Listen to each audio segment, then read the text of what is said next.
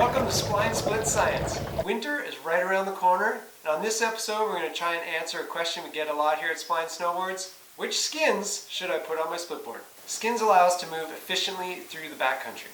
They do two primary things. They grip and they glide.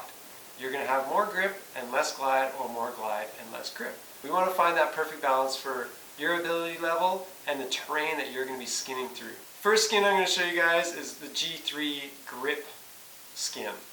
This one in particular is made for Spark R&D, but it's the same skin. The skin material in this skin is pure nylon, and the hairs are quite long, allowing it to grip the snow a lot more. These skins I find do not glide very well, but they climb exceedingly well. This is generally a skin that I would recommend for someone who's really just starting out in splitboarding, or you live in an area that has some pretty gnarly icy approaches, something that you're like, man, I really want more glide today. This might be the skin for you. Moving up the spectrum in terms of glide, we have our Spline splitter skins. These are made from G3 with their universal skin fabric, which is again 100% nylon, shorter hairs than the grip formulation. So these are going to allow you to glide quite a bit better.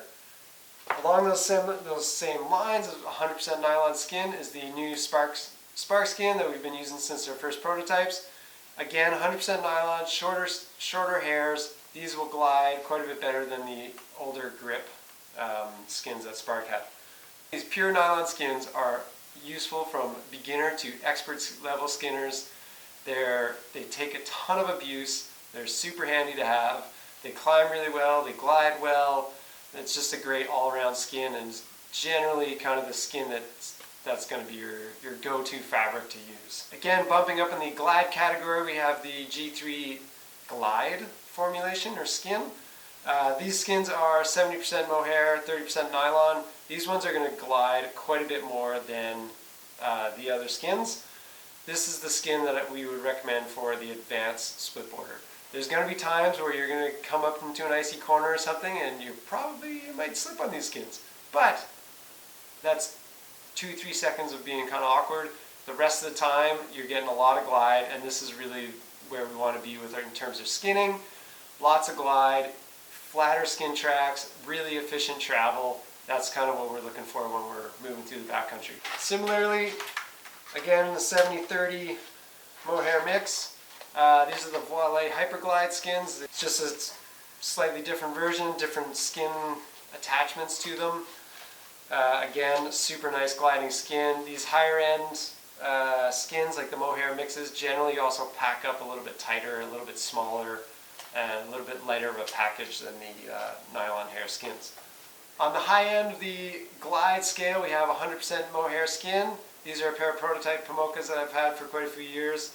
These glide really well. When you hit icy corners and stuff, these are going to be a struggle. But amazing glide. Every single split company will have a slightly different nose and tail clip. They all work pretty well. Sometimes a little modification is nice, but the big thing to take away from here is that if you have a swallowtail splitboard, you're going to need potentially an aftermarket kit that rivets on, kind of like this Spark tail clip, or just a different piece that will fit your swallowtail that much better, or sometimes you can flip the clip from one side to the other on the swallowtails and it'll fit that way. And in a pinch, skins will make a pretty good scarf. Hope you guys enjoyed this episode of Spline Split Science. We'll see you out on the skin track.